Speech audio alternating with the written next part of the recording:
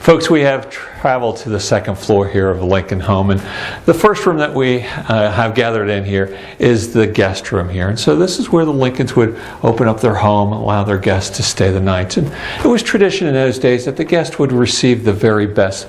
You're actually going to see some items in this very room here that did belong to the Lincolns, such as this bed right here. It's the only bed in the home that was here during the Lincolns' time frame. The rocker before me, the chase lounge or fainting couch is theirs, as well as the dresser on the far right-hand side here. But Mary's half-sister Emily, she stayed in this very room right here. Mary and Emily were very close and very tight growing up.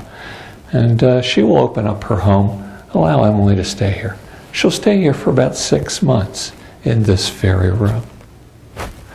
Seems odd to us today that someone would stay so long in our homes, but in those days that was not unusual. It took so long to get to a certain spot, you tended to stay there a little bit longer than normal.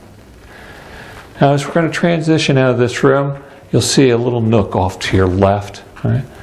We believe Mrs. Lincoln spent many an hour at that very spot. One of her passions was her sewing. She loved to sew.